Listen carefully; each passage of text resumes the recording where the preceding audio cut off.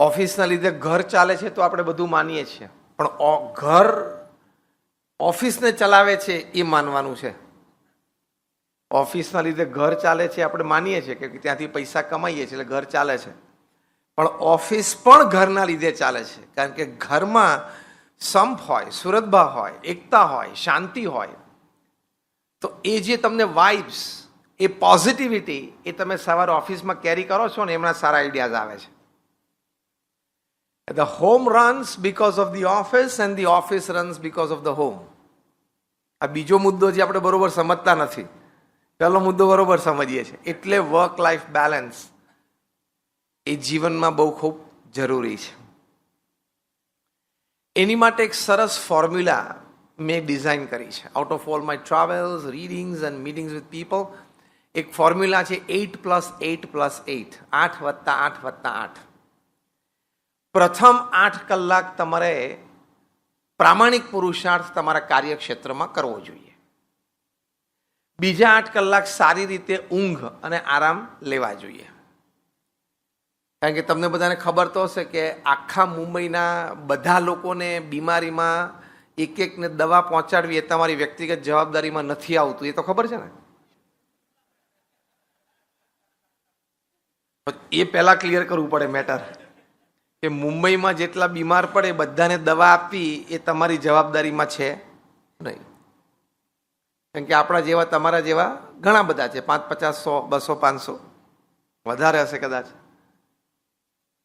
એમ સમજીને થોડું રિસ્ટ્રિક્ટ કરવાનું પોતાની જાતને. એટલે 8 કલાકની ઊંઘ, આરામ સારી રીતે લેવો, એટલે શારીરિક, માનસિક અને આંતરિક ત્રણેય તબિયત સારી રહે. આ વર્ક લાઈફ બેલેન્સ. ત્રીજા 8 કલાક અમે શીખવાડીએ છીએ 3F, 3H અને 3S. 3F એટલે ફેમિલી, ફ્રેન્ડ્સ, ફેઇથ. 3H એટલે હેલ્થ, હાઇજીન, હોબી. અને 3S એટલે સોલ, સર્વિસ એન્ડ સ્માઇલ. આ 9 ડિપાર્ટમેન્ટમાં તમારા ત્રીજા 8 કલાક આખા દિવસના ફ્રેગ્રન્સમાં વીતવા જોઈએ. F એટલે ફેમિલી, ફ્રેન્ડ્સ અને ફેઇથ. H એટલે હેલ્થ, હાઇજીન અને હોબી. S એટલે સોલ, સર્વિસ અને સ્માઇલ. આવી રીતે 24 કલાક, 8 તરી 24 કલાક દિવસના છે તમારે વીતે તો it is a well lived balance life.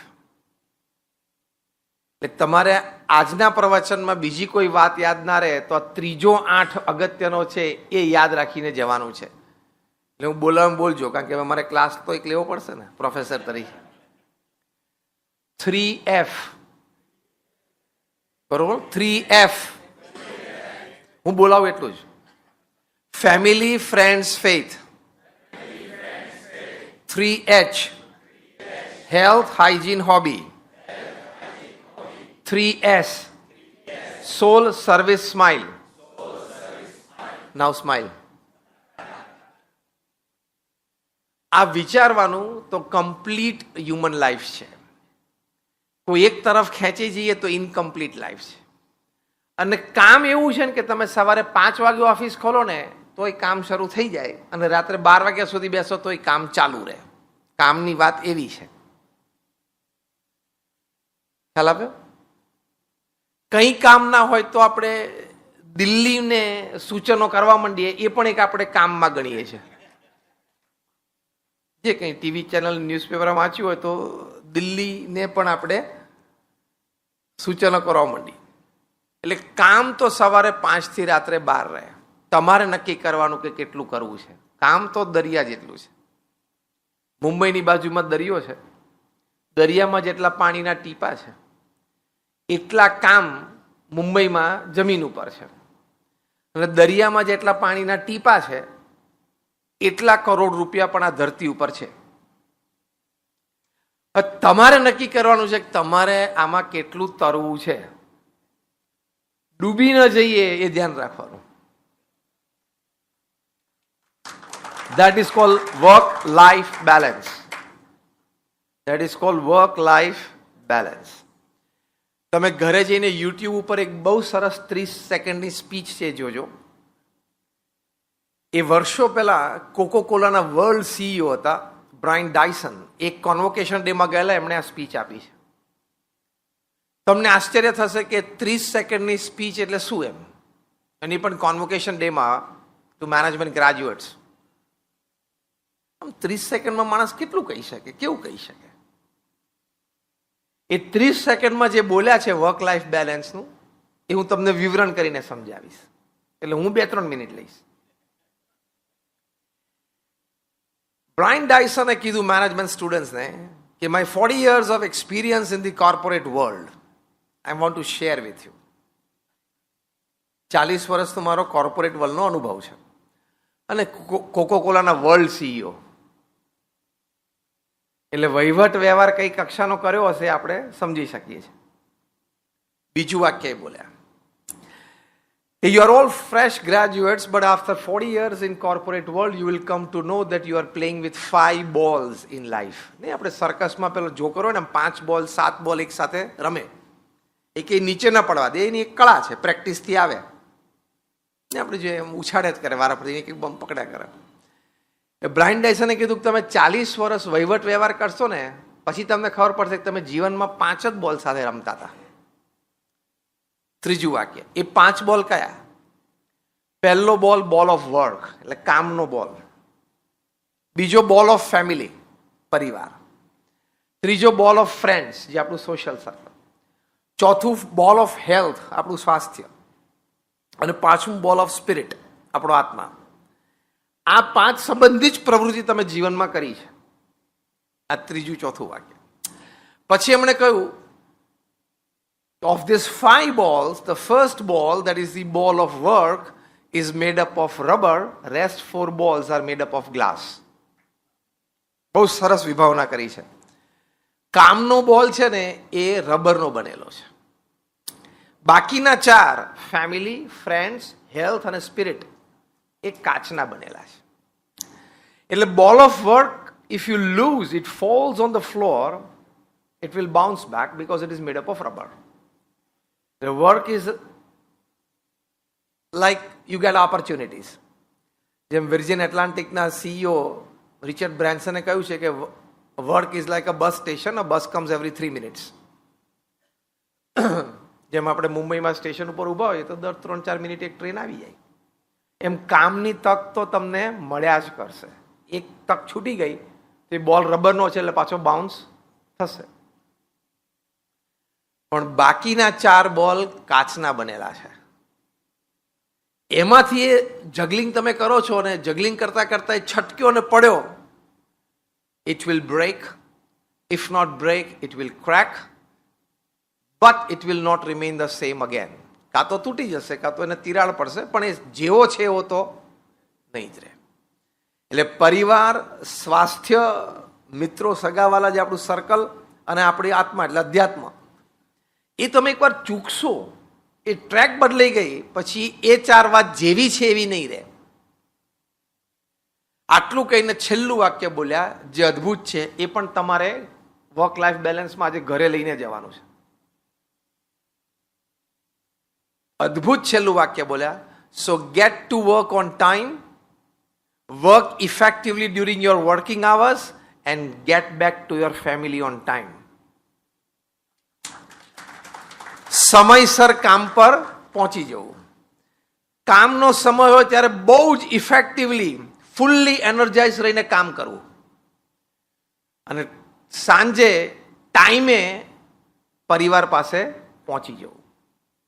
આ 30 સેકન્ડની સ્પીચ છે. તમે બ્રાયન ડાયસન નાખજો યુટ્યુબ ઉપર, એટલે તમને આ સ્પીચ સાંભળવા મળશે એમના શબ્દોમાં, પણ અદ્ભુત છે. એટલે get to your work on time, work effectively during your working hours and get back to your family on time. આને વર્ક લાઈફ બેલેન્સ કહેવાય. વર્ક હોમ ફેમિલી કહેવાય બેલેન્સ. વર્ક ફેમિલીનું બેલેન્સ કહેવાય. એ બેલેન્સ લઈને ચાલશો તો જીવન જીવવાની બહુ મજા આવશે.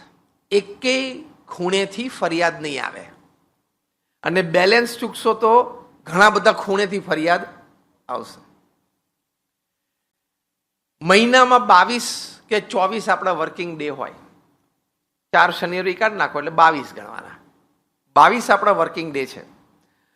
22 વર્કિંગ ડે માંથી 70% વર્કિંગ ડેઝમાં you have to get back to your family by 8 PM. 22 માંથી લગભગ 16 દિવસો 15-16 દિવસ તમારે પરિવારમાં 8 વાગ્યા સુધીમાં પાછું આવી જવું જોઈએ. બીજા જે 16 ને 6 22 વધે એટલે 6-7 દિવસ વધ્યા કામના, એમાં તમે મોડા આવી શકો છો. 9 વાગે પણ આવી શકો છો, કોક 10 વાગે પણ આવી શકો, કોક 11 પણ વાગી જાય. સમજીએ કામ હતું, મોડું થયું, કોઈ ક્લાયન્ટ આવવાના હતા એનું મોડું થયું, ઇમરજન્સી કામ આવી ગયું, whatever.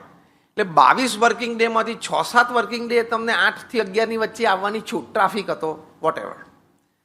But let me tell you, out of this 22 working days, 70%, if 15 to 16 days you cannot come back to your family at 8 PM, you are a very poor manager of time and work. તમે સમય અને કામના બહુ ખરાબ manager છો.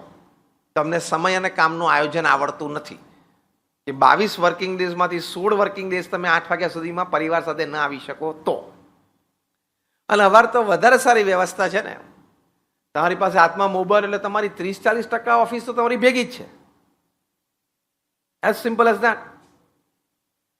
એટલે ત્રીજો નિયમ તમારે આ લેવાનો કે હું 22 વર્કિંગ ડે છે, 4 શનિ રવિ આપણે કાઢી નાખ્યા, 22 વર્કિંગ ડે છે, એમાંથી 16 દિવસ હું 8 કે 8 પહેલા પરિવાર સાથે આવી જઈશ.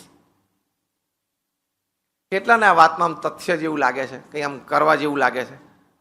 હાથ તો ઘણા બધા ઊંચા કર્યા. એ ખાલી મેં ઊંચો કર્યો એટલે સામે બધા રિસ્પોન્સ આપ્યો. સાચું બોલજો. હા, એટલે તો ધન્યવાદ છે, પણ આ તો મિનિમમ લિમિટ સેટ કરું છું. એટલે મેં હાથ ઊંચો કર્યો ખાલી રિસ્પોન્સ આપવા માટે નહીં ને. ટૂંકમાં દવાની જગ્યા પ્લેસિબો નથી ને,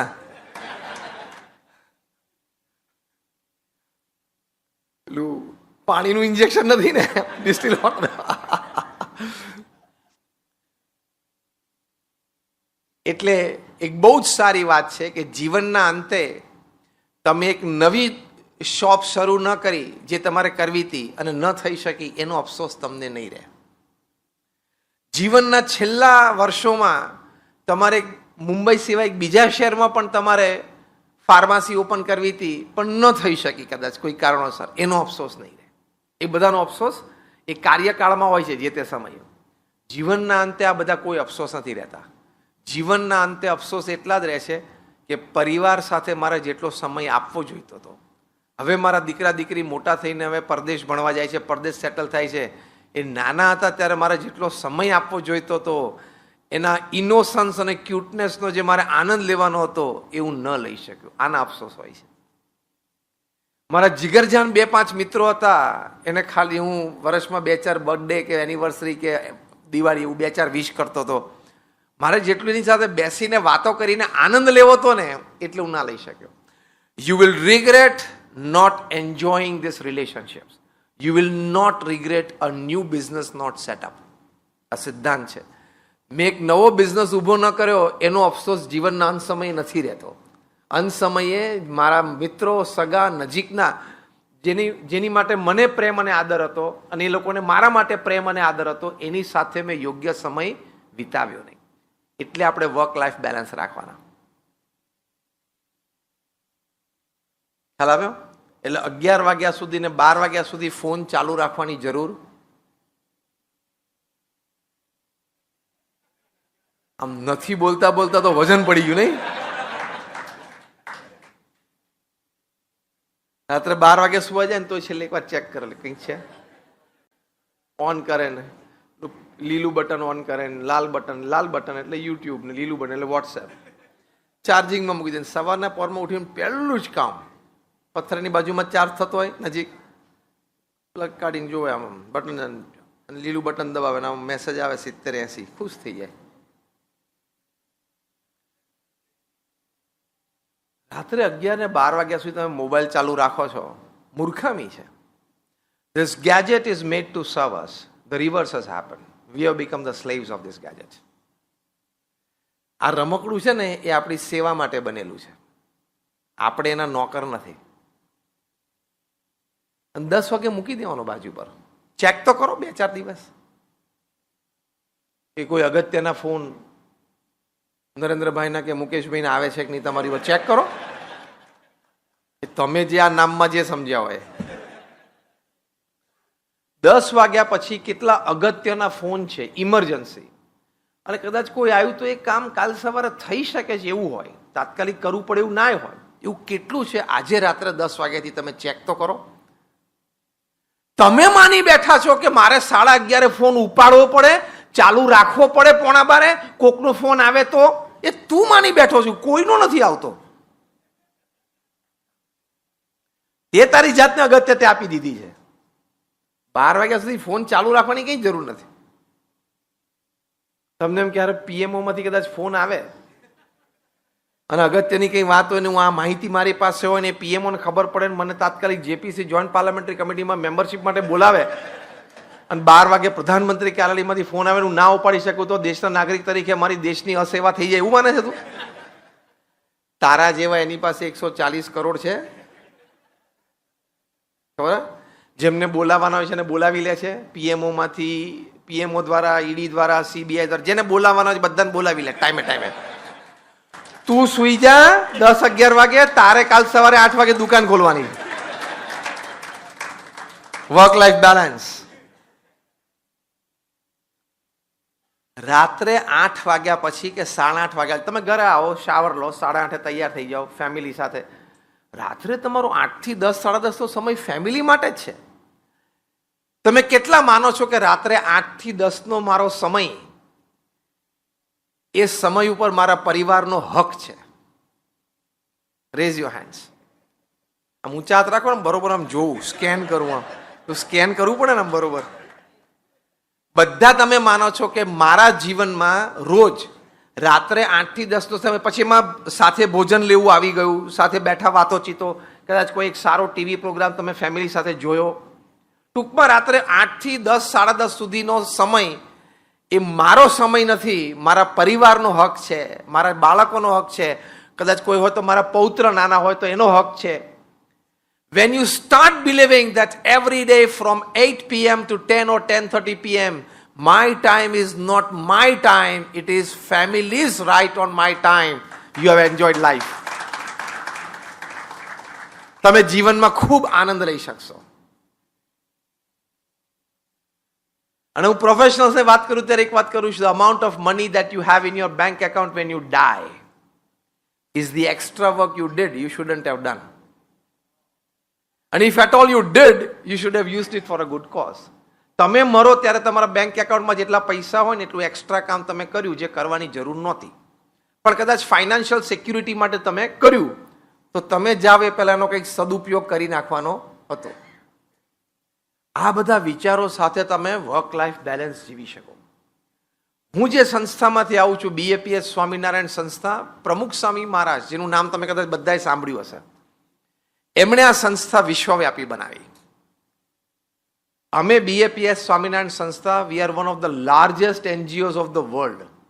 યુનોમાં, યુનાઇટેડ નેશન્સમાં અમારી સંસ્થાને સ્થાયી પરમેનન્ટ સીટ છે એનજીઓ તરીકે. અત્યારે અમારી બીએપીએસ સંસ્થામાં અમે 1800 hospitals, hostel, schools, colleges, community centre, સંસ્કાર કેન્દ્ર, હરિમંદિર, મંદિર કરીએ છીએ. એટલે કે એનો વહીવટ, વ્યવસ્થા કરીએ છીએ. 1800 એકમો અમારા ચાલે છે અણિશુદ્ધ વ્યવહારથી. ગુજરાતના ચેરિટી કમિશનરે કહ્યું કે 94,000 ટ્રસ્ટ છે ગુજરાતમાં, એમાં સૌથી ચોખ્ખો વહીવટ હોય તો એ બીએપીએસ સંસ્થાનો છે. એટલે હોસ્પિટલ, હોસ્ટેલ, સ્કૂલ, કોલેજ, નવી સ્કૂલો થાય છે પાછી, hospital, hostel, school, college, community centre, મંદિર થઈને અમે 1800 સંસ્થાઓ ચલાવીએ છીએ. તમે બધા દાદરમાં મંદિર જોયું હશે, રેલવે સ્ટેશનની સામે, એને એક એકમ કહેવાય. એની પાછળ અમારું યોગી સભાગૃહ છે, આ 10 માળનું બિલ્ડિંગ, 3,500 માણસ બેસી શકે ઓડિટોરિયમ છે, એટલે 2 થયું. એવી રીતે 1800. ગાંધીનગર અક્ષરધામ જોયું છે બધાએ? હા, એ 3 નંબર થયું. એવી રીતે 1800. એટલે હવે તમને ખ્યાલ આવે 1800 કેવી રીતે થાય. આપણે 1 કે 2 ફાર્મસી હોય કે આઉટલેટ હોય તો સાંજે ગાંડા થઈ જવાય છે ને. પ્રમુખ સ્વામી મહારાજે 1800 માંથી 1300 એકલા હાથે ઉભા કર્યા. પ્રમુખ સ્વામી મહારાજે 1300 જમીનો ઉપર 1300 સંસ્થા ઊભી કરી. One man show, one man organisation, એક વ્યક્તિ સંસ્થા. આનું કોર્ડિનેશન કરવું, સંસ્થાઓ તો બાંધીએ પણ પછી એને ચલાવવા માટે યોગ્ય વ્યક્તિઓ મળવા. તમે સારામાં સારા અને મોટામાં મોટા બિલ્ડરને ઓળખતા હોય ગુજરાતના, મુંબઈના, એને પૂછજો કે આંખથી 1300 જમીનો જોઈ છે ખરી, એને પૂછજો. એટલે અહીંથી છેક તમે સૌરાષ્ટ્રમાં કે કચ્છ જતા હોય તો રસ્તામાં આમ ડાફોડિયા મારે એ રીતે નહીં, પર્પઝફુલી કે ભાઈ આ જમીનને કંઈક તપાસ કરો, કંઈક હોય તો કંઈક કરીએ, એવા પર્પઝથી. નોબડી. પ્રમુખ સ્વામી did 1300 projects on 1300 lands. અને બધા non commercial, non residential project, બાંધીને વેચવાના નહોતા. દિલ્હીનું અક્ષરધામ યમુના નદીના કિનારે 110 એકર ઉપર છે અને એ આજથી 20 વર્ષ પહેલા બંધાઈ ગયું. અને એ પથ્થરનું બાંધકામ છે. અત્યારે કોકને તમે દિલ્હીમાં યમુના નદીના કિનારે 110 એકર જગ્યા ગિફ્ટમાં આપો ને તો એની છાતી બેસી, હવે આનું કરવાનું શું મારે એમ. અને તમે કન્ડિશન મૂકો ને કે 5 વર્ષનો પ્રોજેક્ટ પૂરો કરવાનો, બધી FSI વાપરવાની, તો ગાંડો થઈ જાય. પ્રમુખ સ્વામી did it 20 years back, 25 years back. આમનો આંકડો એમની 51 વર્ષની ઉંમર પછીનો છે, કારણ કે 51 વર્ષની ઉંમરે ગુરુપદે આવ્યા. આપણે શું સમજીએ છીએ મુખ્ય મુદ્દો? Work life balance. એમાં પ્રમુખ સ્વામી મહારાજે કેવું એ વર્ક લાઈફ બેલેન્સ કર્યું એ મારે તમને કહેવું છે, અને એની પરથી આપણે બોધ લેવો છે, આપણે કરી શકીએ છીએ. હવે આ કામ કોઈ વ્યક્તિ આ કક્ષા સુધી કરે, અને એ પણ 51 થી 95 ના 45 વર્ષમાં અમને 1300 સંસ્થા ઊભી કરી. 51 વર્ષ એટલે તમને એમ થાય થોડું રિટાયરમેન્ટનું આમ વિચારવા માંડે. From his age of 51 to 95, 1300 institutes. એટલે પ્રમુખ સ્વામી મહારાજે દર 15મા દિવસે એક સમાજ સેવા સંસ્થાની સમાજને ભેટ આપી. 45 વર્ષ સુધી. એક જમીન મળવી, એ લીગલી ક્લિયર થવી, ત્યારથી માંડીને ત્યાં સંસ્થા બંધાઈ જવી અને એનું ઉદ્ઘાટન સમારોહ થઈ જવાનું, પછી એ સંસ્થા ચાલવી. આજે એમણે બાંધેલી એ 1300 સંસ્થાઓ કાર્યરત છે. એમાંની એક તમે બીજી ચેમ્બુરમાં ત્યાં જોઈ હશે, ચુનાભટ્ટી પાસે પ્રમુખ સ્વામી આઈ હોસ્પિટલ જોઈ છે ને? હા, એ પણ એક ચોથી આઈટમ ગણવાની, એવી 1800 આઈટમ. એટલે દર 15મા દિવસે એક ભેટ આપે. એટલે એટ એની ગિવન ટાઈમ BAPSમાં 30 થી 40 પ્રોજેક્ટ ઇન્ટરનેશનલી ચાલુ હોય. હવે કેટલો વહીવટ વ્યવહાર કહેવાય. એટલે ચોખ્ખી દેશી ભાષામાં તમને સમજાવું તો આપણે જેટલાય બેઠા છીએ ને, આપણે બધાનો વહીવટ વ્યવહાર ભેગો કરો એટલો પ્રમુખ સ્વામી એકલાય કર્યો. અને એ પણ 51 થી 95ની પોતાની આયુમાં. એ 51 થી 95 દરમિયાન એ દુનિયાના 60 દેશોમાં 18,000 ગામો અને શહેરોમાં જાતે ગયા.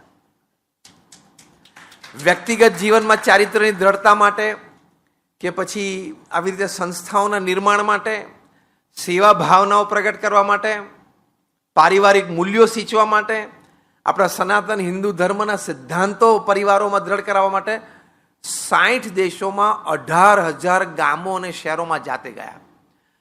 તમારામાંથી કોઈને 60 દેશ અને 18,000 ગામો અને શહેરોમાં ફરવું હોય તો અમે ટિકિટ સ્પોન્સર કરીએ, તમે આ ખાલી ટ્રાવેલ કરી બતાવો.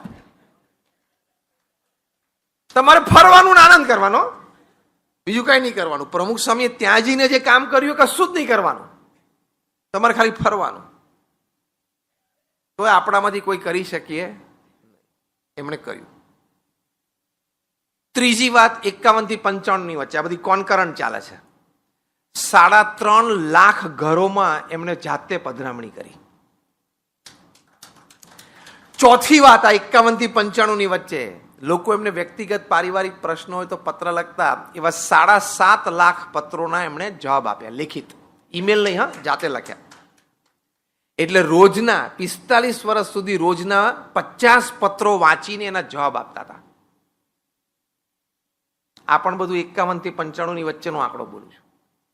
એટલે 51 થી 95ની પોતાની ઉંમર, એમાં 1300 સંસ્થાઓ, 60 દેશોના 18,000 ગામો અને શહેરો, 3.5 લાખ ઘરમાં પધરામણી, 7.5 લાખ પત્રોના ઉત્તર, અમારા જેવા 1200 સંતોને દીક્ષા આપી, એમાંથી 150થી પણ વધારે સંતો બોર્ન અમેરિકન અને બ્રિટિશ સિટીઝન છે. એમાંથી 50થી વધારે સંતો આઈવી લીગ કોલેજીસમાં, એટલે સ્ટેનફર્ડ હોય, હાર્વર્ડ હોય, કાર્નેગી મેલન હોય, યેલ હોય, કિલોંગ હોય, એ કક્ષાની યુનિવર્સિટીમાં ભણીને આવ્યા છે. અમારા ઘણા બધા સંતો 26-28 વર્ષની ઉંમરે ગૂગલ, માઇક્રોસોફ્ટમાં બહુ મોટો પગાર છોડીને આવ્યા છે. એવા 1200 જણાને મેઇન સ્ટ્રીમ સોસાયટીમાંથી મેઇન સ્ટ્રીમ સ્પિરિચ્યુઆલિટી અને સોશિયલ સર્વિસમાં લાવવા લાઈફ ટાઈમ એ સામાન્ય વાત છે? તમારા 2 દીકરાઓને મોટા કરતા તમે થાકી જાઓ છો, હા કે ના? ચોખ્ખું સાચું બોલો.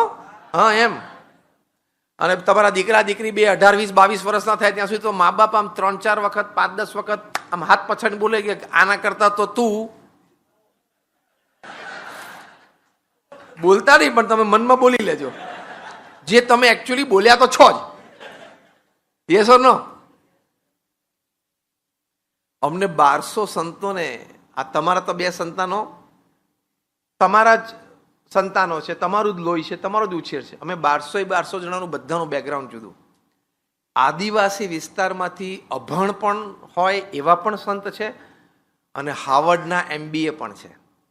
એ બંનેને એક જ સિસ્ટમમાં રાખવા એ લીડરની સફળતા કહેવાય ને. એ પ્રમુખ સાંઈ મહારાજ કરી શક્યા. આની માટે વાત, વ્યવસ્થા, આયોજન, સિસ્ટમ, કલ્ચર, એક ઓર્ગેનાઇઝેશનમાં એક કલ્ચર ઊભું કરવું એ સામાન્ય વાત નથી. અને 2016માં પ્રમુખ સાંઈ મહારાજ સ્વધામ પધાર્યા પછી મહંત સ્વામીજી મહારાજ ગુરુપદે આવ્યા ત્યારે એમની ઉંમર 82 વર્ષની હતી. મને 8 અબજની વસ્તીમાં એક વ્યક્તિ દેખાડો પૃથ્વી પર જેણે 82 વર્ષની ઉંમરે જાયન્ટ મલ્ટીનેશનલ કોર્પોરેશનના CEO તરીકે જવાબદારી સ્વીકારી હોય રોજિંદા વ્યવહારની. મહંત સ્વામી મહારાજની ઉંમર અત્યારે 91 વર્ષની છે. 91 વર્ષની ઉંમરે રોજ 3 થી 4 કલાક વહીવટી મિટિંગમાં બેસે, કાં તો વિડીયો કોન્ફરન્સિંગ, કાં તો પર્સનલ ઇન પર્સન. તો જ આટલી મોટી સંસ્થા ચાલે. કારણ કે અત્યારે હું પણ તમારી સાથે વાત કરું છું ત્યારે પણ અમારા 40 થી 60 નેશનલ ઇન્ટરનેશનલ પ્રોજેક્ટ્સનું પાઇપલાઇન છે. એના ડિસિઝન તો એમને આપવાના ને. Is the final decision authority. એ રોજ 70 થી 80 લોકોને વ્યક્તિગત મળે છે. રોજ 100 થી 125 પત્રોના ઉત્તર આપે છે અને રોજ 50 થી 60 ફોન કોલના ઉત્તર આપે છે. એટલે 91 વર્ષની ઉંમરે આપણે અહીંયા બેઠા છે ને આપણા કરતા કંઈક વધારે કામ તો રોજ કરે જ છે. હમણાં 1 મહિના પહેલા 91 વર્ષની ઉંમરે ઓસ્ટ્રેલિયામાં મેલબર્ન શહેરમાં 140 એકર ઉપર દિલ્હી જેવા અક્ષરધામનું એમણે ભૂમિપૂજન કર્યું. હિન્દુ સનાતન ધર્મનો ડંકો વાગ્યો. એના 1 અઠવાડિયા પછી ઓસ્ટ્રેલિયાનું બીજું મોટું શહેર સિડની, ત્યાં 5000 માણસ બેસી શકે એટલે આપણા ગુજરાતી અને તમામ ઇન્ડિયન કમ્યુનિટીઓ પોતાના કાર્યક્રમો સાંસ્કૃતિક કરી શકે એવો 5000 માણસ બેસી શકે એવું ઓડિટોરિયમ, સેન્ટ્રલ એર કન્ડિશન, એનું ઉદ્ઘાટન કર્યું. અને એની બાજુમાં જ ગાંધીનગર અક્ષરધામ જેવા મોટા સ્મારકનું ખાતમુહૂર્ત કર્યું. એના 1.5 મહિના પહેલા સાઉથ આફ્રિકામાં, હું એમના છેલ્લા 2 મહિનાની જ પ્રવૃત્તિ તમને વર્ણવું છું. 91 વર્ષની ઉંમરે સાઉથ આફ્રિકામાં જોહાનસબર્ગમાં 70 એકર ઉપર લાર્જેસ્ટ હિન્દુ મંદિર ઇન ધી સધર્ન હેમિસ્ફિયર, ઇક્વેટરથી નીચે સૌથી મોટું હિન્દુ મંદિર, એ 70 એકર ઉપર એમને પ્રાણ પ્રતિષ્ઠા કરી. અને ત્યાં પણ 5000 માણસ બેસી શકે એટલે આપણી તમામ ઇન્ડિયન કમ્યુનિટી માટે ઓપન છે એવું ઓડિટોરિયમનું પણ ઓપનિંગ કર્યું. અને ઓડિટોરિયમ એટલે આવા ઇન્ટિરિયર સાથેનું 5000 માણસ બેસી શકે ઓડિટોરિયમ. હા, કેટલું બધું કામ કર્યું. હવે વર્ક લાઈફ બેલેન્સ એમના જીવનમાં જુઓ. પ્રમુખ સ્વામી મહારાજ 45 વર્ષ સુધી ડૉક્ટરની સલાહ પ્રમાણે મોર્નિંગ વોકની એમને સલાહ હતી. 6:40 મોર્નિંગ વોકમાં આવતા. ઇન્ડિયામાં હોય, અમેરિકામાં હોય, ફિજીમાં હોય કે ઓસ્ટ્રેલિયામાં હોય. 6:39 પણ નહીં અને 6:41 પણ નહીં. એટલે કાલે સવારે તમારા ઘરની બાજુમાં ગાર્ડનમાં તમારે વોક કરવા જવાનો નિયમ હોય, તમે જે અઠવાડિયે 3 જ વખત જઈ શકો છો, એની માટે આ વર્ક લાઈફ બેલેન્સનું દ્રષ્ટાંત છે. પ્રમુખ સ્વામી મહારાજ આ ઉંમરે, જ્યારે એમની ઉંમર 55, 60, 65, 70, 75, 80, 90, ત્યાર સુધી એ સવારે 6:40 અડધો કલાકના મોર્નિંગ વોકમાં આવ્યા. એ આંખથી અમે નજરે જોયું છે. We are first hand witness to it. મારે કહેવું છે એટલું થઈ શકે છે નિર્ણય લેવાનો. વર્ક લાઈફ બેલેન્સનો નિર્ણય કે કામ પણ જોરદાર કરવું છે, જો આ લોકોએ કેવું કર્યું, અને જીવનના વ્યક્તિગત પારિવારિક જીવન પણ જીવવું છે. થઈ શકે છે. ટાઈમની કોઈએ ફરિયાદ નહીં કરવાની. તમે જે દિવસે એમ કહો ને કે ટાઈમ નથી મળતો, એ દિવસે તમે ભગવાનનો દ્રોહ કરો છો કે ભગવાને સમજીને 24 કલાક નથી બનાવ્યા, એ તારી સલાહ લઈને 26નો દિવસ બનાવવાનો હતો, તારી સલાહ લઈને 28 કલાકનો દિવસ બનાવ, તોય તારે ફરિયાદ ચાલુ રહેવાની હતી. ભગવાને સમજીને 24 કલાક બનાવ્યા છે. ટ્રમ્પ પાસે 24 કલાક છે, મોદી સાહેબ પાસે 24 કલાક છે, પ્રમુખ સ્વામી મહારાજ, મહંત સ્વામી મહારાજ પાસે 24 કલાક છે ને હતા. થઈ શકે છે. મહંત સ્વામી મહારાજ 2017ની સાલમાં અમેરિકા પધાર્યા. અમેરિકાના એક્સ પ્રેસિડેન્ટ બારાક ઓબામા એમને વોશિંગ્ટનમાં પોતાના ઓફિસમાં આમંત્રણ આપ્યું, તમે મારી ઓફિસમાં આવો, અને પધાર્યા. બારાક ઓબામા 8 વર્ષ અમેરિકાના પ્રેસિડેન્ટ રહ્યા, 2008 to 2016. 2017માં તો એ પ્રેસિડેન્ટ નહોતા, કારણ અમેરિકામાં તો સિસ્ટમ છે કે 2 જ ટર્મ રહી શકાય અને પ્રેસિડેન્શિયલ ડેમોક્રેસી છે. એટલે 2017માં એ વોઝ નોટ ધ પ્રેસિડેન્ટ, પણ એ પોતે લોયર છે, મોટા એડવોકેટ છે, એટલે એમની ઓફિસ હતી, વોશિંગ્ટનમાં બેઠા હતા. મહંત સ્વામી મહારાજ એમની ઓફિસમાં પધાર્યા. વાર્તાલાપ દરમિયાન બારાક ઓબામા એક બહુ સરસ વાત કરી. In my 8 years of presidency, there has not been a single day where me, my wife and my 2 daughters, એમને 2 દીકરીઓ છે, my 2 daughters, we 4 have not sat for dinner at 7 PM.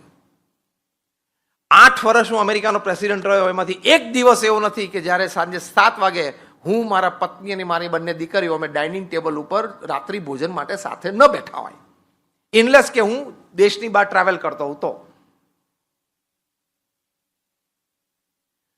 પ્રમુખ સ્વામી મહારાજ સવારે 6:40 વોકિંગમાં આવી શકતા હોય, અને વોકિંગ પતાવીને 7:10 અડધો કલાકનું વોકિંગ પતે, પછી 20 મિનિટ ફ્રેશ થઈ જાય, નહીં ધોઈ લે, અને 7:30 વાગે એમની પ્રાતઃ પૂજા માટે આવી જાય. ત્યારે 5,000, 7,000, 10,000 માણસ એમના દર્શન માટે આવી ગયા હોય. એ 7:30 પૂજા દર્શન પણ એમણે 45 વર્ષ સુધી મેન્ટેન કર્યું.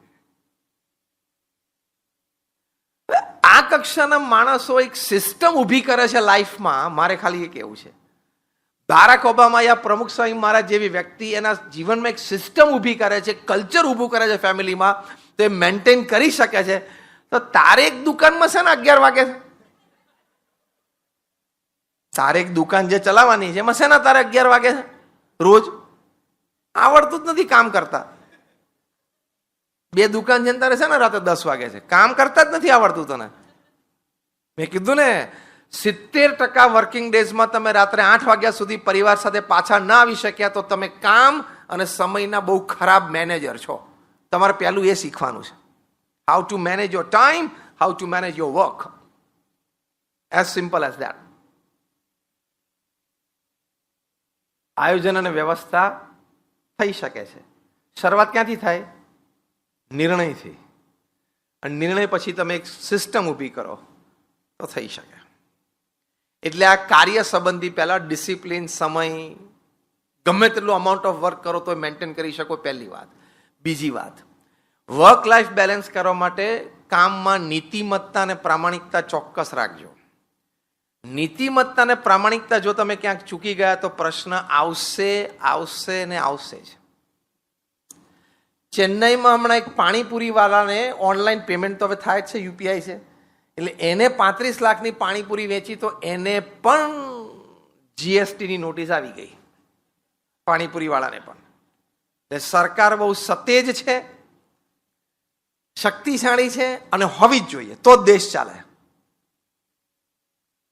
એટલે નીતિમત્તા અને પ્રામાણિકતા રાખવાની, એ રીતે ગૌરવ લેવાનું કે આ દેશમાં રહીને હું મોટો થયો, આ દેશની માટી ખાઈને હું મોટો થયો, આ દેશમાં રહીને મેં જે કંઈ સ્કૂલ કોલેજ ભણ્યો, આ દેશમાં રહીને મેં નોકરી ધંધો કરીને મારા પરિવાર અને સ્વજનોને સુખી કર્યા, તો આ દેશની સરકાર અને આ દેશના વ્યવસ્થાને મારે માન આપવું, વફાદાર રહેવું, પ્રામાણિક રહેવું, એ નાગરિક તરીકે આપણી નૈતિક જવાબદારીમાં આવે છે.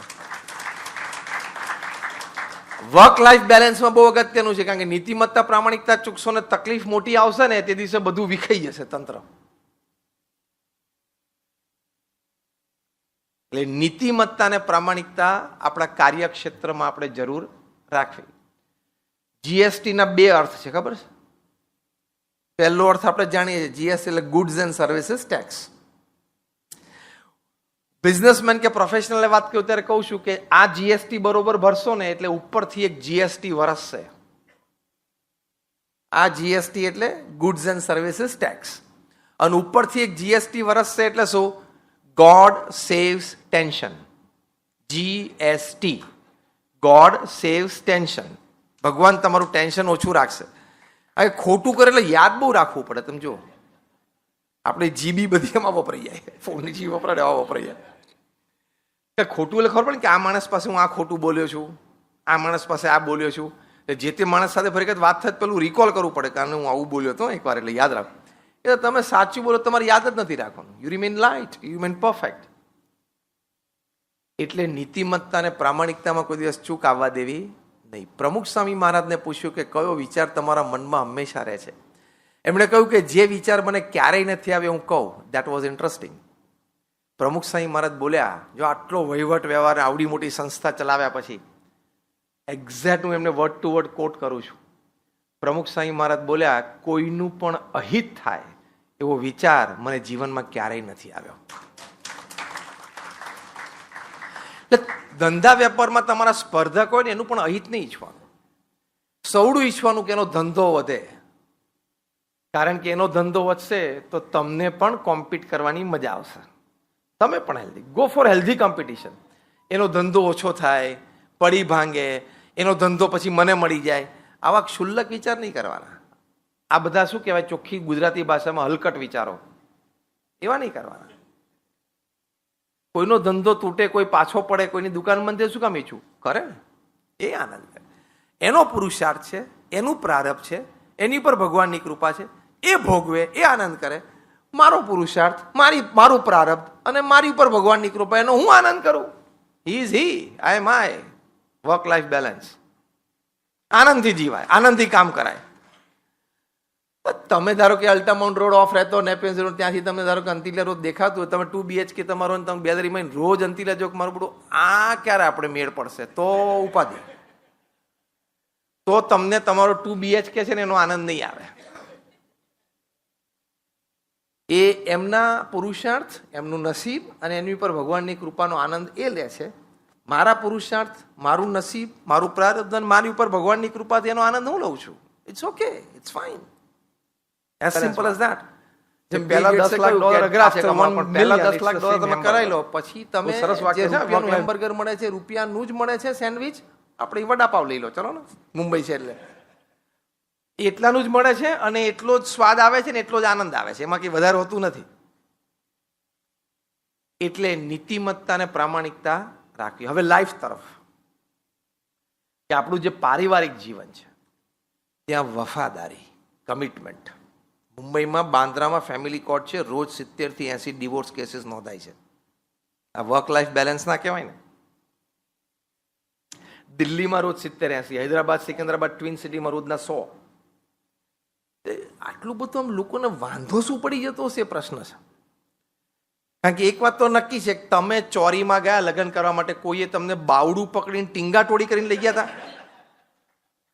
આ કે ના કહો, તમને બાવડું પકડીને 4 જણા ઉચકીને ટીંગા ટોળી કરીને લઈ ગયા હતા, પરાણે પૈણાયા હતા? Tell me, was it your choice? Give me a louder one. It was your choice. તો તમારે કહેવાનું, because it was my choice, I am committed to it. Simple. તો તમારી લાઈફ, એટલે વર્ક લાઈફ બેલેન્સમાં લાઈફ બાજુથી બેલેન્સ, આપણે work બાજુથી તો બેલેન્સ જોયું, વર્ક બેલેન્સ જોયું, હવે લાઈફ બેલેન્સ. કમિટમેન્ટ એટલે કમિટમેન્ટ. એની માટે એક ફોર્મ્યુલા બોલું છું, ઘણી વખત તમે સાંભળી હશે ક્યાંક, 40-30-20-10. 40 + 30 + 20 + 10 એટલે 100 થાય. 40-30-20-10 નો સિદ્ધાંત હંમેશા સમજી લેવો અને સ્વીકારી લેવો કે આપણે આદરેલા કામ અને આપણે શરૂ કરેલા સંબંધોમાંથી 40% બહુ જ સારા ચાલશે, આપણા મન પ્રમાણે ચાલશે અને આનંદ કરી લેવાનો, કમાઈ લેવાનું. બીજા 30% આપણે આદરેલા કામ અને આદરેલા સંબંધો, એમાં એક્સ્ટ્રા એનર્જી પમ્પિંગ કરવી પડશે, વધારે એને માન આપવું પડશે. પ્રોજેક્ટ આપણે X અમાઉન્ટનો નક્કી કર્યો તો પણ X+2 નો થઈ ગયો, વોટ એવર, X+Y નો થઈ ગયો, થાય. એટલે તમારે એક્સ્ટ્રા રિસોર્સિસ મૂકશો ને કામમાં અને સંબંધોમાં, ત્યારે એ 30% ચાલશે. કેટલા થયા? 70. હવે સાંભળજો, 20% તમે જે કામ આદર્યા છે ને જે સંબંધો આદર્યા છે એમાંથી 20% બગડવા માટે જ સર્જાય છે. Accept it. હવે ઘરે જઈને આ રેશિયો માનજો, 20% કામ અને 20% સંબંધો બગડે. કંઈક એની ભૂલ હોય, આપણે માફ ન કરી શક્યા, આપણી ભૂલ હોય એની માફ ન કરી શક્યા, કોક વખત આપણી વૃત્તિ બગડી, કોક વખત એની વૃત્તિ બગડી, અને કોક વખત બે સાજા ને સારા હોય પણ હવે સંજોગો એવા ઊભા થઈ ગયા કે શંકા ઊભી થઈ, વોટ એવર. એટલે 20% કામ અને સંબંધો બગાડવા માટે સર્જાયેલા છે. કેટલા થયા? 90. હવે 10ની તો જોરદાર મજા છે. 10% કામ અને સંબંધો એ જીવનમાં કામ છે એ મોટી ખોટ લાવવા માટે આવે છે, અને સંબંધો છે એ સ્પર્ધા કે દુશ્મનાવટમાં પરિવર્તિત થવા માટે જ આવે છે. સ્વીકારી લેવાનું. એટલે કોક કામ બગડે તો તરત શું વિચારવાનું? આ પેલું 20% વાળું. કોક સંબંધ બગડે તો 20% વાળું છે. હું કહું છું, કોઈ સંબંધ બગડે તો દર 2 મહિને સંબંધ સુધારવાનો પ્રયત્ન 3 વખત 6 મહિના સુધી કરવો, અને ન સુધરે તો એના માટે શુભેચ્છા આપી, ભાઈ તમારું સારું થાય, તમે જીવનમાં પ્રગતિ કરો, તમે સુખી થાઓ, એમ શુભેચ્છા પાઠવીને મોઢું ફેરવી દેવાનું. અને પહેલું કામ મોબાઈલમાંથી એનો નંબર ડિલીટ કરી નાખવાનો. એટલે શું? આપણે માનસિક શાંતિ અને એની શાંતિ. આ રિયાલિટી ઓફ લાઈફ છે. રિયાલિટીની તો ઘણી બધી આપણને ખ્યાલ છે. હું રિયાલિટીની વાત કરું છું. જીવનની વાસ્તવિકતાઓ છે, સ્વીકારી લેવાની. તમે છેલ્લા 20-10% અડાડશો એટલે બધું ઘણું ખબર પડવા માંડશે ને લાઈફની. આખી રેન્જ આવશે. ભાઈ બહેનથી માંડીને મિત્રો, સગાવાલા, એ બધા 20-10%માં ઘણા બધા આવતા હશે. આગળ જતા છેક સાસુ સસરા સુધી બધું આવી જશે રેન્જમાં. આ 20-30 વાળી જે રેન્જ છે ને, સંબંધ બગાડવાના, સ્પર્ધા ને એમ બધા આવી જશે. માતા પિતા, સાસુ સસરા, ભાઈ બહેન બધામાં આવી જશે, પડોશી કોઈ હોય. એટલે લાઈફ બેલેન્સ કરવા માટે આપણે પ્રયત્ન કરવાનો લાઈફ તરફથી, આપણે સંબંધોમાં. પણ ના થયું તો પછી એ સ્વીકારી લેવાનું, તેનું ટેન્શન નહીં રાખવાનું. એક વાસ્તવિકતા શીખવાનું. બીજું લાઈફ તરફથી મેં જે આ વાત કરી એમ કમિટમેન્ટ. કે મેં કીધું આટલા બધા ડિવોર્સીસ થાય છે, એમાં તમને ખબર છે 5% ડિવોર્સ તો 60થી ઉપરના હોય છે ને એ લોકો નોંધાવે છે. 5% of the divorce cases that are registered are of the people above the age of 60. 60 એટલે તારે 30-35 વર્ષ તો લગ્ન જીવનને થઈ ગયા. આપણે ઓન એન એવરેજ ગણીએ 60 એટલે 30-35 વર્ષ લગ્ન જીવનને થઈ ગયા. હવે 30-35 વર્ષ ચાલ્યું તો હવે તારે 10-15 ચલાવવાનો છે. આમે 75 એક વિકેટ પડવાની જ છે. એકાદી વિકેટ 75 પડવાની જ છે, તો 10-15 ખેંચી લે ને. ડિવોર્સ લોયર્સે પોતે એનાલિસિસ કર્યું કે આ 60 વર્ષથી ઉપરના લોકો કેવી રીતે છૂટાછેડા માટે નોંધાય, એના કારણો શું છે. કારણો તો જાણીએ. તો બહુ એનાલાઇઝ થયું અને 5 મુખ્ય કારણો આપ્યા. એમાંનું એક કારણ, suddenly my spouse has lost the sense of dressing. કે મને એમ લાગે છે કે મારા જીવન સાથીને હવે ડ્રેસિંગ સેન્સ રહી નથી. એટલે 65 વર્ષે જબ્બો લેંગમ બધું હોય, એ કેટલું હોય. 65 વર્ષે સિમ્પલ ડ્રેસિંગ ઇઝ ફાઇન. બીજું કારણ ખબર છે? બેડરૂમમાં એસીની ટેમ્પરેચર અને પંખાની સ્પીડ. આ મુદ્દામાં તાલીઓ બધાએ 60 વાળા જ પાડી. હો, just joking. Take it lightly. થોડા આનંદ માટેની વાત છે, લાઇટલી લેજો, નથિંગ સિરિયસ. પણ આ વાત હકીકત છે. તમને ધારો કે 2 ઉપર પંખો ફાવતો હોય, તમારા સ્પાઉસને 5 ઉપર ફાવતો હોય, તો પ્રેક્ટિસ કરીને તમારે 3-4 ઉપર આવી જવું પડે. બીજું ઘણું પ્રેક્ટિસ કરી લીધી. આ મુદ્દા પરથી મારે મુખ્ય સિદ્ધાંત શું સમજાવો છે? Life is compromise. જીવનનો પર્યાયી શબ્દ શું છે? કોમ્પ્રોમાઇઝ. સિમ્પલ.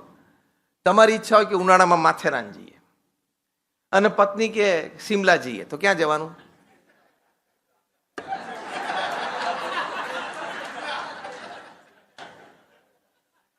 ક્યાં જવાનું એ નિર્ણય તમારે લેવાનો છે, પણ બંને એકવાર તો બોલવું પડે કે સારું તમે આ વખતે માથેરાન કહો છો તો આપણે શિમલા પછી જશું, અને એકવાર આને પણ બોલવું પડે ચલો હું મારું માથેરાન મૂકી દઉં, આપણે શિમલા જઈએ.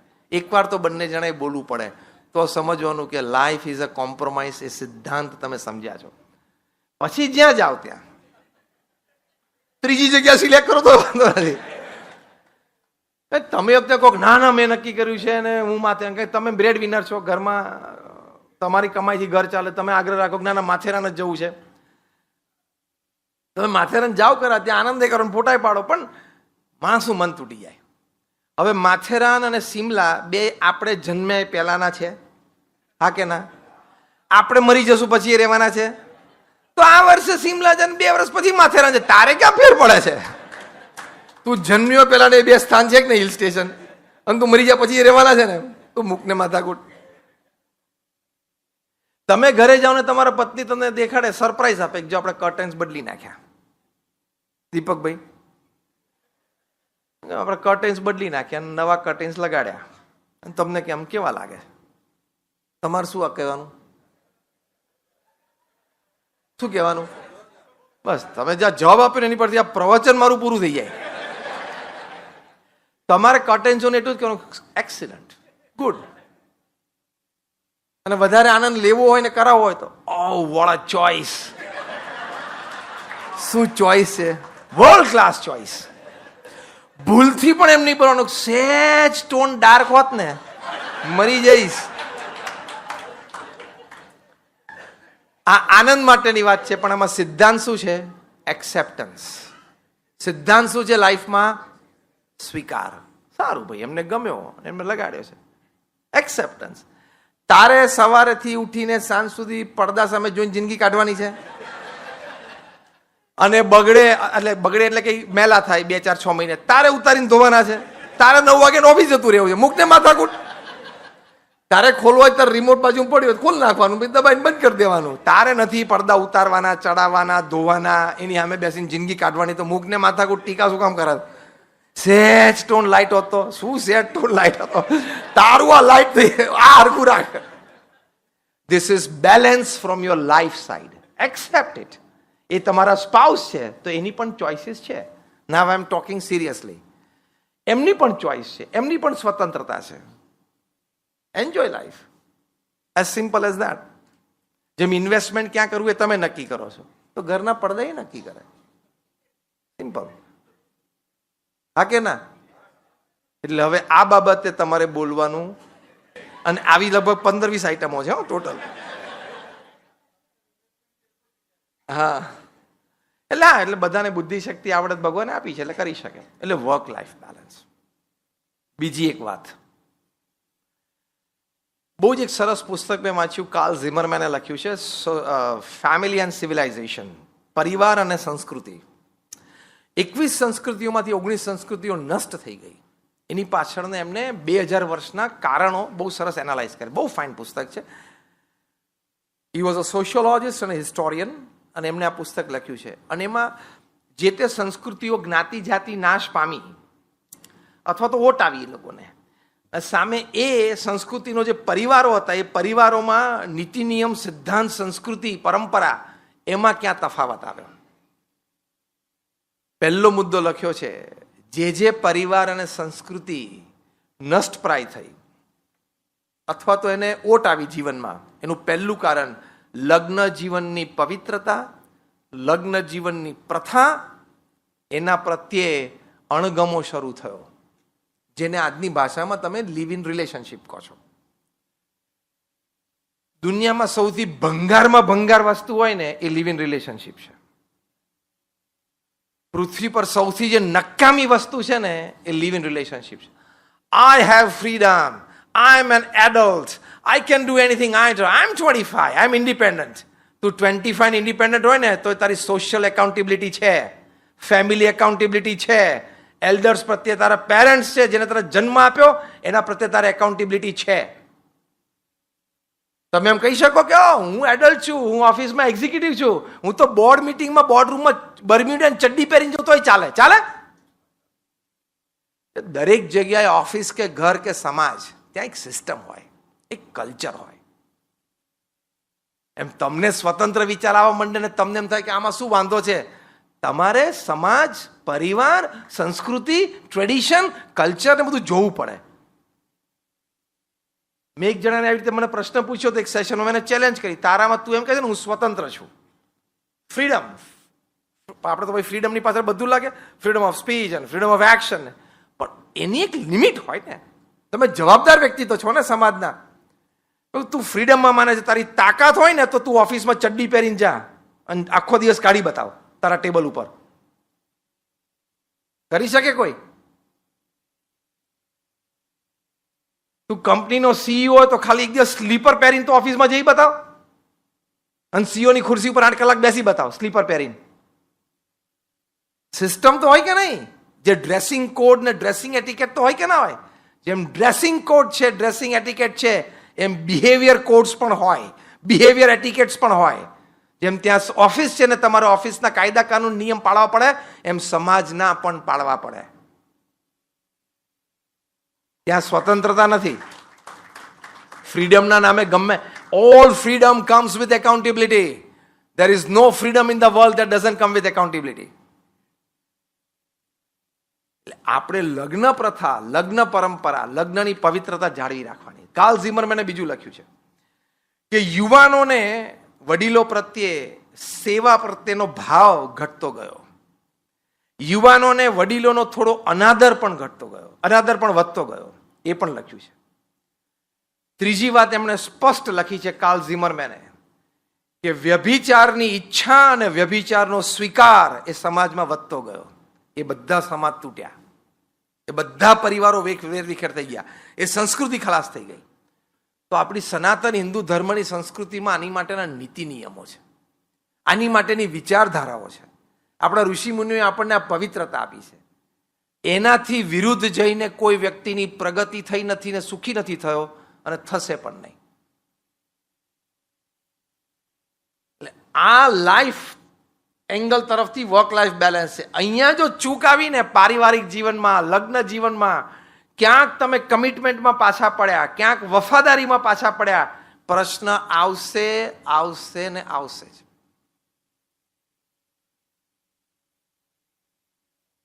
અમેરિકામાં 300 ડિવોર્સ લોયર્સની મીટિંગ થઈ. એમાં કન્ક્લુઝન પેપરમાં લોકોએ લખ્યું કે one of the principal reasons young કપલ્સમાં ડિવોર્સ થાય છે એનું એક કારણ શું છે? Over exposure to social networking sites. તમે પરિણિત છો તો તમારે સોશિયલ નેટવર્કિંગ સાઇટ ઉપર જવાની જરૂર શું છે? વાય? For what reason? અહીં બેઠા બેઠા તમે કોઈક વિયેટનામમાં હોય, કોઈક શ્રીલંકામાં જોડે વાતો કરો. મૂર્ખ છું. તારો પરિવાર છે, પડોશી છે, 2-4 સારા મિત્રો છે, 5-10 સગાવાલા છે, જેની જોડે તારે આનંદ છે, તારે એની માટે પ્રેમ આદર છે, એને તમારી માટે પ્રેમ આદર છે, એની જોડે ટાઈમ સ્પેન્ડ કરને. અજાણી વ્યક્તિ સાથે વિયેટનામ, શ્રીલંકામાં શું કામ ચેટ કરે છે? Total nonsense, total nonsense, waste of time. અને તમને ખબર નથી એ વ્યક્તિ કોણ છે. આઈડેન્ટિટી એ છુપાવે. હવે તો જેન્ડર છુપાવે છે ને, જેન્ડર છુપાવીને વાતો કરે અને તમને ચાલ્યા કરે. 5-7 વર્ષ સુધી વાતો ચાલે. હવે તો પેલા આધાર કાર્ડ લિંક થવાના છે. આધાર કાર્ડ લિંક થશે, ખબર પડશે કે હું 3 વર્ષથી જેને સ્વીટી સમજીને વાતો કરતી તો રઘો હતો. એવું ચાલવાનું છે. એટલે ફુલિશનેસ. તમે વ્યક્તિને ક્યારેય મળવાના નથી. અક્રોસ કોન્ટિનેન્ટ્સ, યુરોપ ને વિયેટનામ, તમે ત્યાં ચેટિંગ ચાલુ કરો. બુદ્ધિ છે કે નહીં? પરિવારનું જીવન કોને કહેવાય ખબર છે કે નહીં? What is family value? Social value શું છે જીવનમાં? એની કઈ ગતાગમ છે કે નહીં? તું ધંધો ગમે તેટલો મોટો કરતો હોય, પણ લાંબા ડિસ્ટન્સમાં અમથા ચેટિંગમાં કલાકો બગાડતો તો તારા જેવો પૃથ્વી પર મૂર્ખ માણસ નથી. અને ચેટિંગમાં તમે તમારી જાતને જોખમમાં મૂકો છો. હા કે ના? તમારું ભાવિ જોખમમાં મૂકો છો. તમારા પરિવારને વિખવાદ થઈ જવાની શક્યતા છે. એ તમારો પરિવારને તમે જોખમમાં મૂકો છો. સેન્સ છે કે નહીં કોઈ? એટલે લાઈફ તરફથી વર્ક લાઈફ બેલેન્સ, જીવનમાં સંતુલન રહે એની માટે પરિવારના બધા નિયમો પણ આપણે પાળવા પડે. મર્યાદા રાખવી જ પડે. જોવામાં, ઉઠવામાં, બેસવામાં, ચાલવામાં, વાત કરવામાં, વર્તવામાં મર્યાદા જોઈએ જ. નહીં તો પશુમાં આપણામાં ફેરશું. પ્રમુખ સ્વામી મહારાજ એક વાક્ય સરસ બોલતા, ધર્મ પાળે તે મનુષ્ય, ધર્મ ન પાળે તે પશુ. પશુને ક્યાં કોઈ ધર્મ જેવું છે? આપણે ધર્મના સિદ્ધાંતો પાડીએ તો પશુ કરતા જુદા થયા તો મનુષ્ય થયા. એટલે વાક્ય એ બોલતા કે ધર્મ પાળે તે મનુષ્ય અને ધર્મ ન પાડે તે પશુ. આ બધી વાત ધર્મમાં આવે છે. આ તો કાર્લ ઝિમરમેનના પુસ્તકમાં લખી છે, એટલે વિશ્વ પ્રસિદ્ધ થયું. આ બધી વાતો આપણી સંસ્કૃતિમાં, સનાતન હિન્દુ ધર્મની સંસ્કૃતિમાં અને આપણે પરંપરામાં છે જ. We have it. સિમ્પલ. રામાયણમાં તુલસીદાસજી આ વાત લખી છે. બોલો, કાર્લ ઝિમરમેને તો હમણાં લખી, એમણે તો આ સદીઓ પહેલા લખી. પર ધન પથ્થર માનીએ, પર સ્ત્રી માત સમાન, ઇતને સે હરી ન મિલે તો તુલસીદાસ જમાન. તુલસીદાસજી આવી વાત લખી છે. કેટલી અદ્ભુત કે તમે આ બે વાત રાખજો જીવનમાં. પર ધન પથ્થર માનીએ, જે ધન તમારું નથી એ તમારી માટે શું છે? પથ્થર. થૂકવાનું નહીં, આપણું થૂક બગડે. અને પર સ્ત્રી માત સમાન, એમ સ્ત્રીઓ માટે પણ પર પુરુષ પિતા સમાન. આ બે વસ્તુ તમે રાખજો તો તુલસીદાસજી રામાયણમાં શું લખે છે? ઇતને સે હરી ન મિલે. આટલું તમે જીવનમાં પ્રામાણિકતા રાખતા હોય, જો તમને ભગવાન ન મળે ને તો તુલસીદાસ જમાન, હું તમારી જમાનગીરી કરીશ ભગવાનને. હું કહીશ કે આ માણસને તમે મળો. આટલી પવિત્રતા, આટલી શુદ્ધતા આપણી સંસ્કૃતિમાં છે, તો વર્ક લાઈફ બેલેન્સ મેન્ટેન થશે.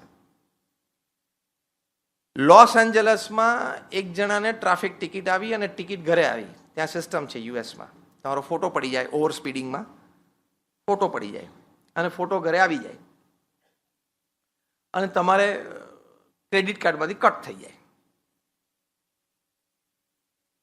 અને તમારે પે કરવાનું. એક જણાના ઘરે ઓવર સ્પીડિંગની ટિકિટ આવીને એમાં છૂટાછેડા થઈ ગયા. કેમ? પેલો ફોટો પડે ને બાજુ કોઈક બીજું બેઠું હતું, પતી ગયો ને કાર્યક્રમ. આ તો જયારે થવા બેસે ને ત્યારે ગમે ત્યાંથી થઈ જાય. ઓવર સ્પીડિંગનો ફોટો ઘરે આવ્યો, એમાં છૂટાછેડા થઈ ગયા, પતી ગયો. કાંક બાજુ કોઈક બીજું બેઠું હતું, કાર્યક્રમ પૂરો, ચેપ્ટર એન્ડ્સ. એટલે કોઈ એવી હોશિયારી ના કોઈ હું બુદ્ધિશાળી છું ને હું હોશિયાર છું ને અનીતિ અને ખોટું અધર્મ શ્રીમદ ભાગવતમાં લખ્યું છે. શ્રીમદ ભાગવતમાં લખ્યું છે કે પૃથ્વી છે એ અસત્યનો ભાર સહન કરી શકતી નથી. આજે નહીં તો કાલે, કાલે નહીં તો પરમ દિવસે. આ વાત છે ને પ્રમુખ સ્વામી મહારાજ બહુ ગાંઠી દ્રષ્ટાંતથી બોલતા. એ પોતે કહેતા કે તમે કૂવામાં ડૂબકી મારો અને નીચે જઈને તમે સંડાસ કરો તો તમે બહાર આવો ને પેલા તમારું પોત પ્રકાશી જાય, તમે જઈને કર્યું છે શું. આ એક ગામઠી દ્રષ્ટાંત છે, ગામડાના માણસને સમજી જાય એટલે, જ્યાં ખેતર ને કૂવા હોય ત્યાં. પણ સિદ્ધાંત શું છે કે તમે અંધારામાં કોઈ ન જાણતા હોય ત્યારે પણ ચારિત્ર વિરુદ્ધની પ્રવૃત્તિ કરી, it has to see the light of the day. એ આજે નહીં તો કાલે, કાલે નહીં તો પરમ દિવસે. સૂર્ય ઉગશે એટલે વાત બહાર આવશે જ. સૂર્ય ઉગશે એટલે બહાર આવશે જ. એટલે જીવનમાં, કાર્યક્ષેત્રમાં અને સંબંધોમાં હંમેશા પ્રામાણિકતા રાખવી. એનાથી શરૂઆતમાં તમને એમ લાગે કોઈ અપ્રામાણિકતાનો અનીતિ કરે જો એ વધી ગયો, એને ટેક્સની ચોરી કરી તો વધી ગયો. પણ પ્રામાણિકતા રાખશો, ભગવાન તમારી સાથે રહેશે. અને આપવું તો છેલ્લે એમને છે ને, એ ગમે ત્યાંથી આપશે. જો નીતિમત્તા અને પ્રામાણિકતાની કિંમત ભગવાન ન કરતા હોય તો આ પૃથ્વી ચાલે કેવી રીતે? ફરી વખત એ વાક્ય બોલું છું, કાર્યમાં અને સંબંધોમાં હંમેશા પ્રામાણિકતા રાખજો તો ખૂબ સારી રીતે જીવન જીવવાનો આનંદ આવશે. 80 વર્ષે ને 90 વર્ષે પણ તમે કોઈ પણ સમાજની વચ્ચે ઊભા રહીને ઉન્નત મસ્તક સાથે કોઈની પણ આંખમાં આંખ નાખીને કહી શકશો કે મેં જીવનમાં ખોટું નથી કર્યું. આનો આનંદ કેવો? આનો આનંદ કેવો? ગમે તે સમાજની વચ્ચે, ગમે તે ગ્રુપની વચ્ચે, ગમે તેની આંખમાં આંખ નાખીને તમે કહી શકો કે મેં ખોટું નથી કર્યું. અંગ્રેજીમાં કહેવત છે, no pillow is as soft as a clear conscience. તમે રાત્રે બેડરૂમમાં સુવા જાઓ તો પોચામાં પોચું ને સારામાં સારું ઓશીકું કયું? અ ક્લિયર કોન્સાઇન્સ, કે મેં આજે કોઈનું ખોટું નથી કર્યું. એ જે વિચાર છે ને એ પોચામાં પોચું સારામાં સારું ઓશીકું, એટલે એ રૂઢિપ્રયોગ છે. પણ કહેવાનો મતલબ તું બહુ સરસ ઊંઘ આવે. એટલે આ થોડા એના સિદ્ધાંતો છે. આપણે 1 કલાક વાત કરવાની હતી, એક્ઝેક્ટ 1 કલાક ને 5 મિનિટ પૂરી થઈ.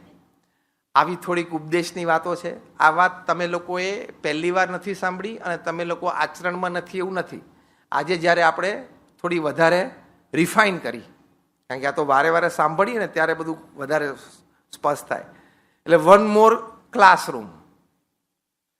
એટલે તમારા બધાના જીવનમાં અમે ભગવાન સ્વામિનારાયણને પ્રાર્થના કરીએ છીએ અમારા ગુરુહરિ મહંત સ્વામી મહારાજને પ્રાર્થના કરીએ છીએ કે હંમેશા કાર્ય અને સંબંધોમાં બેયમાં નીતિમત્તા, પ્રામાણિકતા, કમિટમેન્ટ, પવિત્રતા રહે અને એ દ્વારા વર્ક લાઈફ બેલેન્સ મેન્ટેન રહે અને 90-95 વર્ષની ઉંમરે પણ જીવનમાં આનંદ ભોગવી શકીએ કે હું મારું જીવન નીતિમત્તાથી જીવ્યો છું. આભાર. જય સ્વામિનારાયણ.